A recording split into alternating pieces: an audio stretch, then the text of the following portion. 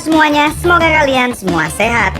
Kali ini si Bray akan menceritakan sebuah film berjudul Bagi Dua, yang mana ada seorang perwira dengan banyak medali penghargaan menuntut balas terhadap orang-orang yang telah melukai mantan pacarnya. Mantan lo padahal. Dan kalian akan disajikan dengan adegan-adegannya yang sangat membrutalkan. Bagaimana alur ceritanya, mari kita saksikan sampai selesai.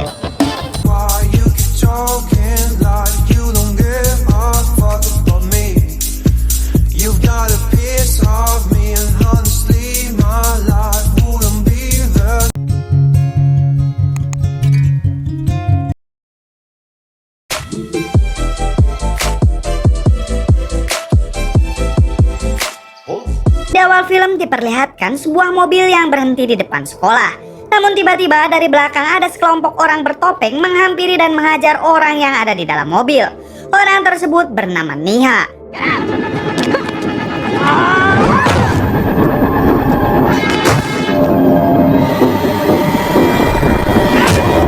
Ia pun harus dirawat di rumah sakit karena mengalami benturan keras di kepalanya. Singkat cerita, 2 bulan berlalu dan Neha mulai kembali sadar. Terlihat ia sangat depresi dan menghampiri guru spiritualnya. Di sana Neha curhat kepada gurunya kenapa orang-orang sekarang menjauhinya dan tak ada yang mau mempercayainya lagi. Seakan semua masalah yang menimpanya harus ia lewati sendiri.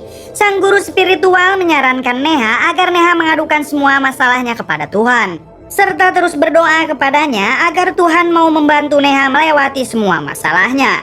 जरूर बाबा जी ने तेरे लिए किसी ना किसी को चुना होगा. Adegan berpindah ke seseorang bernama Roni. Roni adalah seorang perwira terbaik yang ditugaskan di daerah Kashmir. Terlihat ia memberantas penjahat di kota tersebut, dan ia juga tak segan-segan menangkap penjahat tanpa pandang bulu.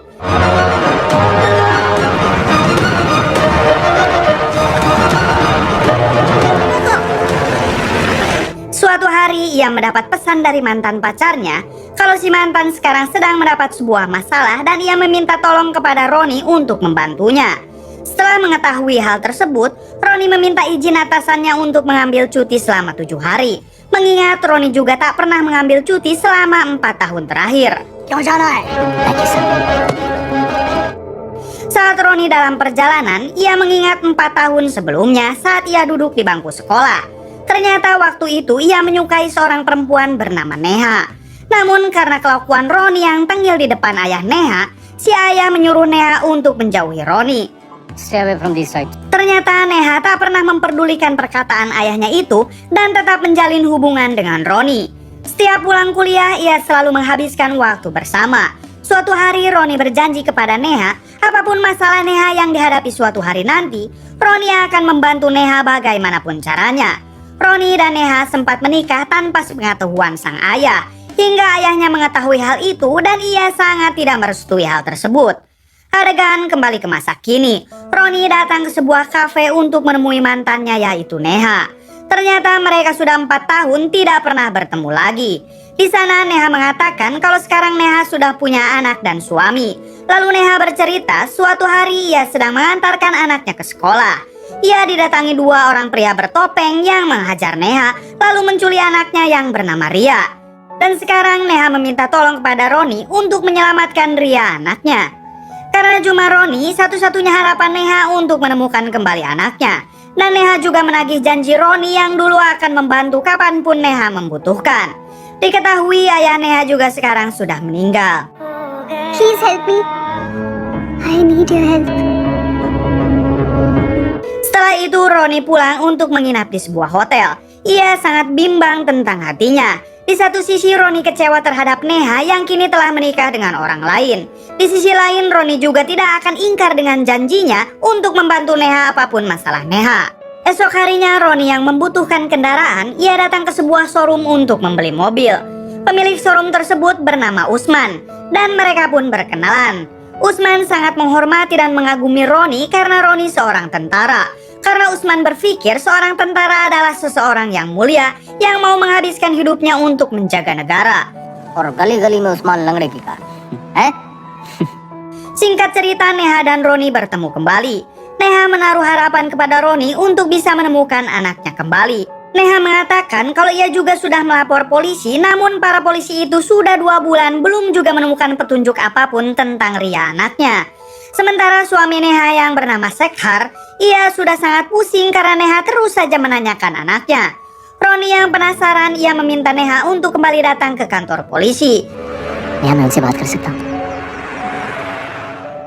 Di sana mereka bertemu dengan inspektur polisi bernama Separ. Neha bertanya kepada Separ bagaimana kasus kelanjutan penculikan anaknya. Namun Separ mengatakan kalau polisi akan menutup kasusnya karena sudah 2 bulan ini polisi tak menemukan petunjuk apapun.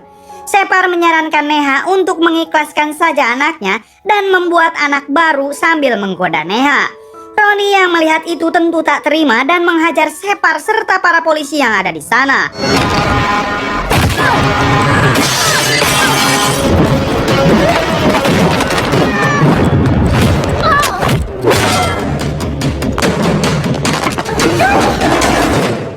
Karena kekacauan itu, Roni pun ditangkap. Lalu ia disiksa habis-habisan.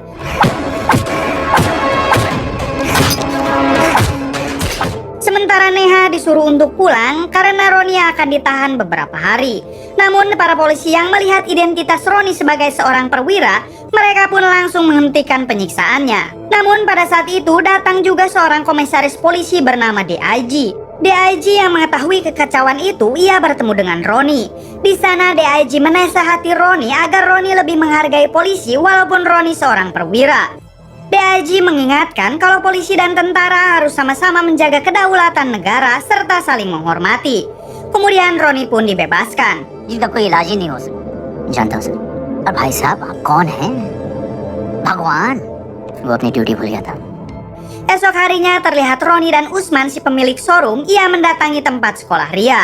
Di sana Roni bertemu dengan kepala sekolah untuk menanyakan apa yang diketahui tentang menghilangnya Ria.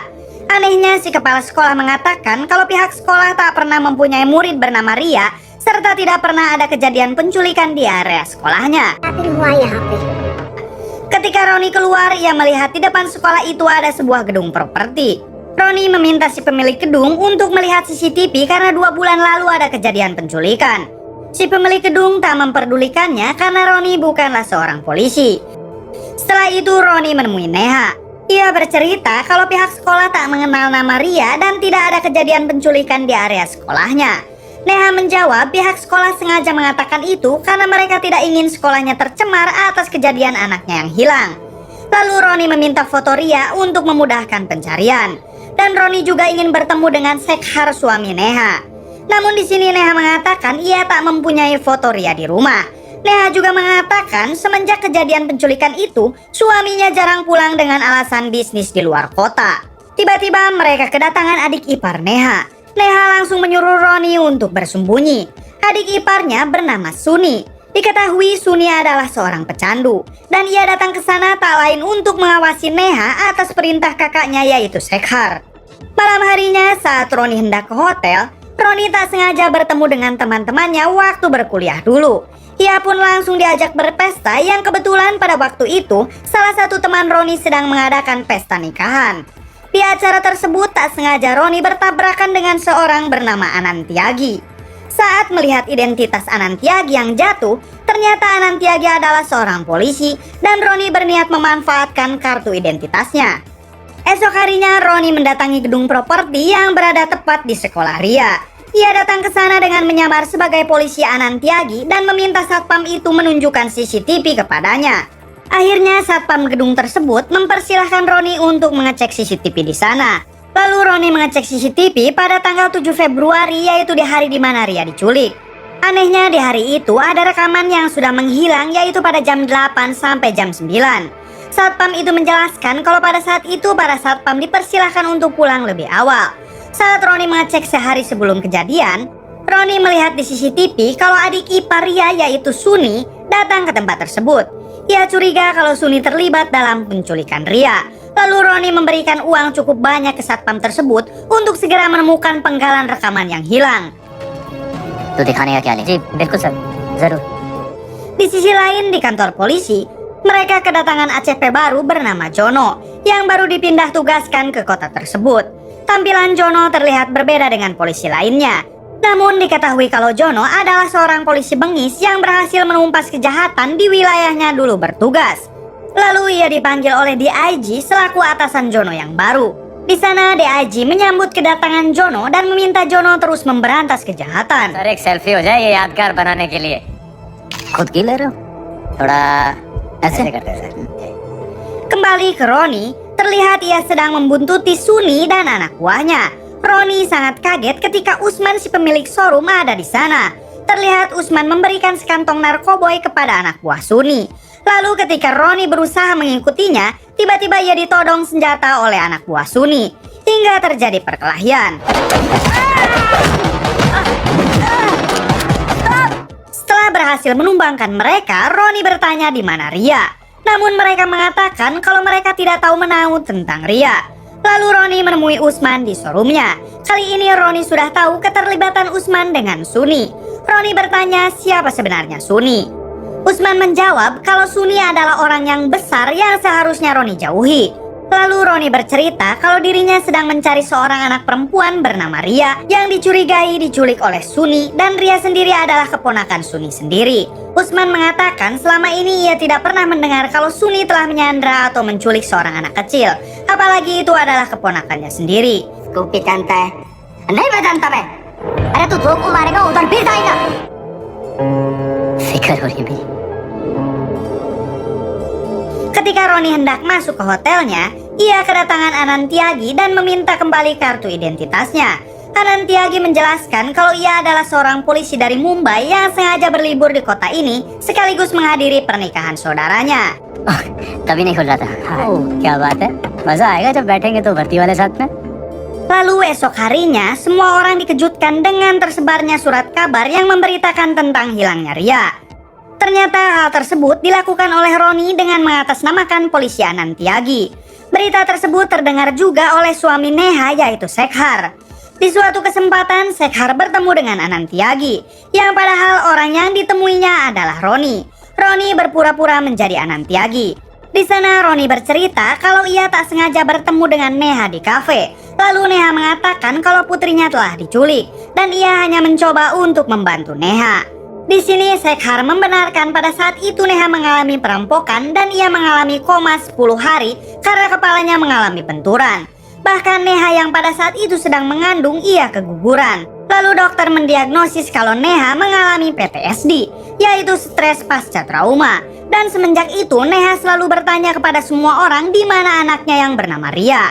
Bahkan Neha juga sempat melapor polisi, yang padahal mereka belum mempunyai anak. Neha juga kerap kali menanyakan di mana foto Ria, dan semua itu terjadi akibat penyakit stres pasca trauma yang dialami oleh Neha.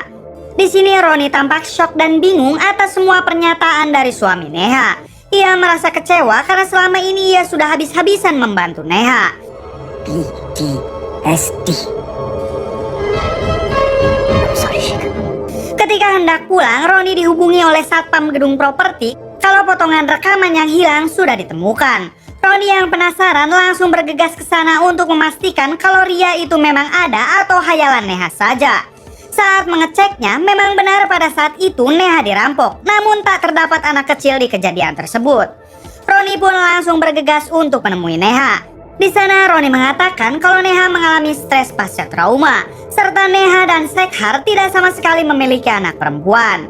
Bahkan Roni juga melihat CCTV yang memperlihatkan Neha sedang dirampok dan di sana tidak ada anak perempuan.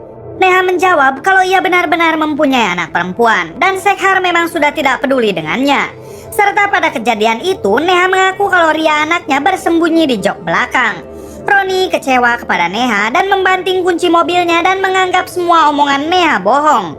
Saat hendak meninggalkan Neha dan mengambil kunci mobilnya, Roni melihat mengukur tinggi badan anak kecil yang artinya Ria itu memang ada. Saat hendak menghampiri Neha kembali, ternyata Neha melompat dari lantai untuk bunuh diri. Neha kecewa karena semua orang tidak ada yang percaya dan peduli dengannya termasuk Roni.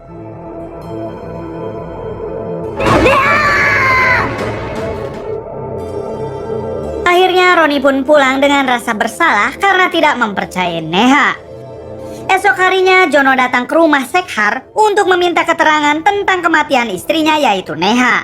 Sekhar mengaku kalau pada saat kejadian ia tidak ada di rumah dan sedang berada di luar kota. Boss को Yes, sir. पहला झूठ Hingga Jono mendapat petunjuk dari HP Neha kalau terakhir kali Neha berkomunikasi dengan Roni.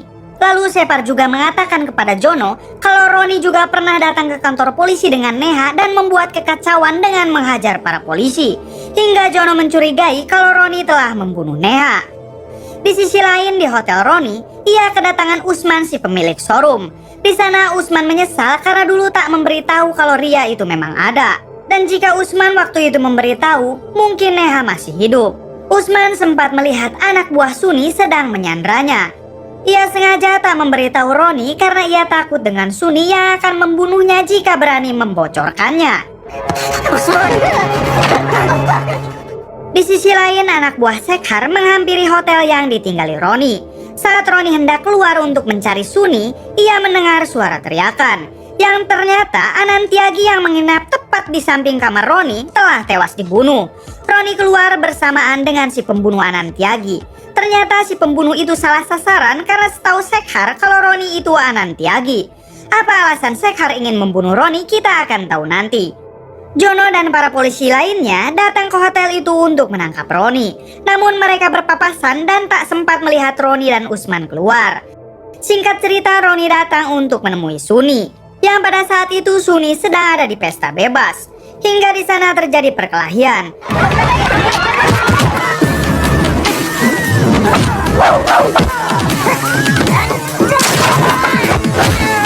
Ketika Roni melihat Suni kabur, ia berusaha untuk mengejarnya. Saling kejar-kejaran pun terjadi.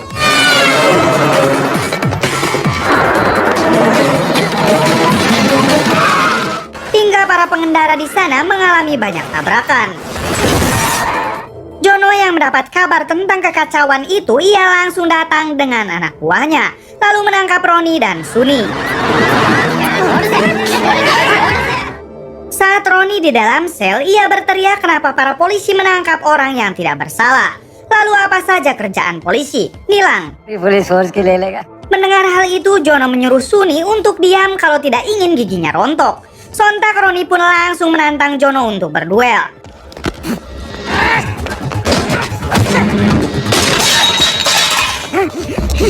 Saat mereka berduel, DIG datang dan menghentikan mereka. Lalu Roni mengatakan kalau dalang penculikan itu adalah Suni dan Roni mempunyai buktinya. जज्बाती हो रहे हो सबूत है Singkat cerita, mereka dipertemukan dengan Usman. Usman mengatakan kalau dalang penculikan itu adalah Suni dan ia melihatnya langsung. Dan Usman akan menjadi saksi di pengadilan nanti dengan semua risiko yang akan ia terima. Lalu DIG mendatangi sel Suni dan menginterogasinya. Namun karena Suni terus menjelekkan kepolisian, Jono tak terima dan langsung menodongkan pistol ke arah Suni. DIG berusaha menenangkan mereka. Namun ternyata Suni mengambil pistol DIG dan menodongkannya, hingga mengharuskan DIG menembak mati Suni karena sudah sangat membahayakan. Di sini Roni kecewa karena hanya Suni yang dapat menuntun dirinya untuk menemukan Ria. Lalu di suatu kesempatan, DIG menasehati Roni untuk tetap bersabar dari semua masalah yang menghampirinya. Di sini DIG paham betul perasaan Roni, mengingat ia juga pernah mengalami hal yang sama, yaitu istri dan anaknya DIG yang masih kecil harus tewas dalam suatu kecelakaan. Lalu DIG mendapatkan telepon, hingga ia mengatakan kepada si penelepon kalau ia telah mengirim fotonya. हम शादी करने वाले थे शेखर का क्या Di sisi lain, di showroom milik Usman, Usman didatangi pembunuh bayaran yang dikirim oleh Sekhar. Ia dihajar habis-habisan. Sementara Roni meminta bantuan kepada DIG untuk segera memecahkan kasus penculikan ini, dan Roni juga curiga kalau Sekhar terlibat dalam kasus ini. DIG mengatakan ia tidak bisa menangkap seseorang tanpa bukti, apalagi tuduhan itu mengarah ke ayah Ria sendiri. Setelah itu Roni menghampiri showroom milik Usman dan terkejut melihat Usman yang sedang terkapar. Saat hendak menolong Usman, Roni diserang oleh anak buah Sekhar.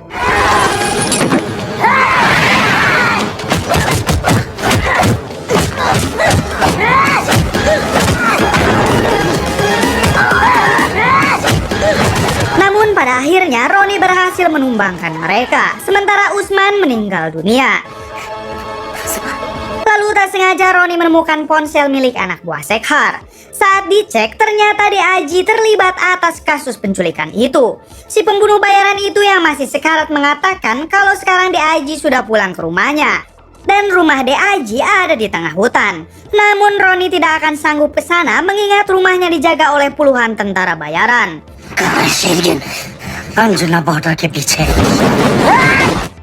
Tak pikir panjang, Roni pun langsung bergegas ke rumah DIG dengan semua dendamnya. Ia sempat dihadang beberapa penjaga termasuk Separ. Namun Roni berhasil lolos dan membanting Separ hingga tewas.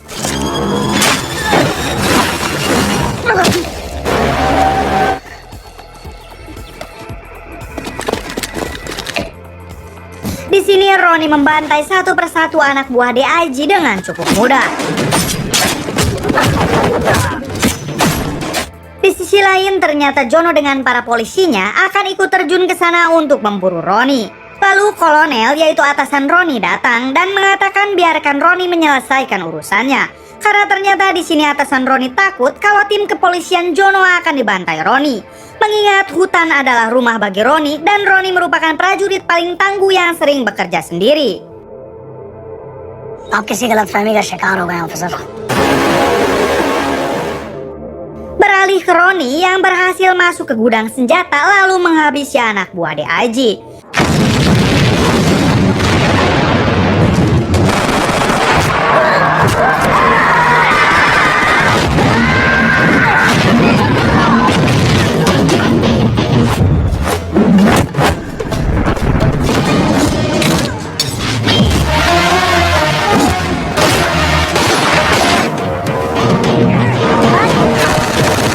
Meskipun dijaga banyak orang, Roni berhasil menumbangkan mereka.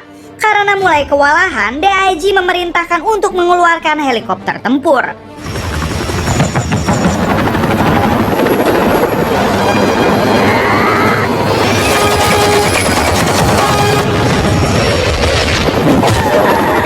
Namun Roni berhasil masuk ke helikopter tersebut.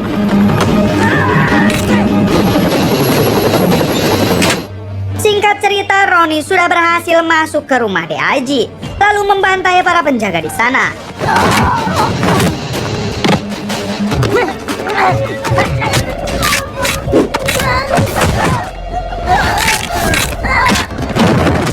Hingga Roni yang sudah mulai kelelahan, ia ditembak dari belakang oleh DIG.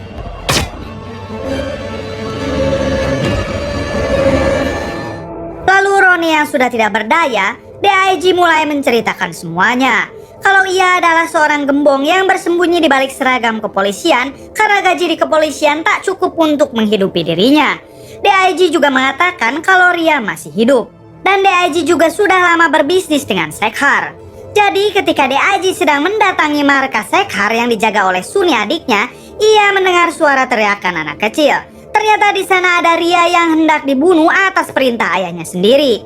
DIG sempat menyelamatkan Ria, mengingat kalau Shekhar adalah pemilik perusahaan pengiriman terbesar di sana. Lalu ia menjalin kesepakatan dengan Shekhar, yaitu DIG tidak akan membongkar percobaan pembunuhan Ria, sementara Shekhar harus memuluskan pengiriman narkoboy miliknya keluar perbatasan. Untuk memuluskan kesepakatan itu, Shekhar menyogok dokter untuk membuat surat keterangan kalau Neha gila. Lalu Shekhar juga telah membakar semua kenangan dan foto miliknya, serta membayar pihak sekolah untuk tutup mulut tentang kejadian penculikan itu. Mendengar kekejaman mereka semua, Roni langsung mencekik dan menghajar DIG.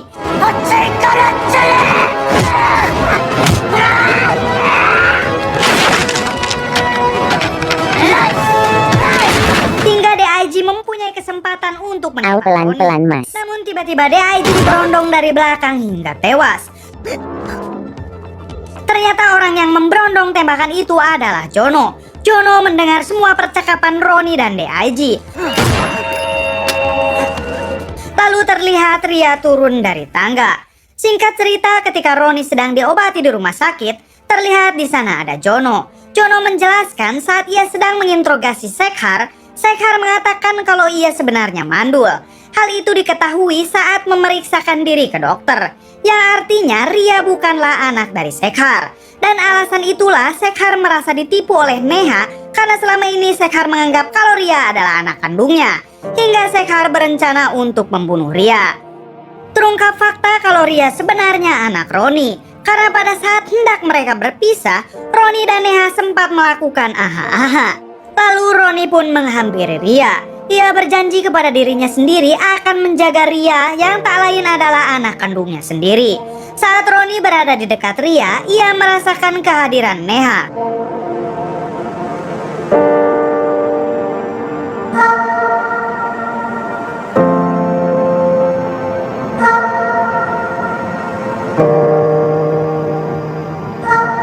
Tamat. Bagaimana menurut kalian? Kisah apa yang dapat kita ambil dari film ini? Coba komen di bawah. Tanpa berniat menjatuhkan salah satu instansi karena memang alurnya seperti itu, saya mohon maaf.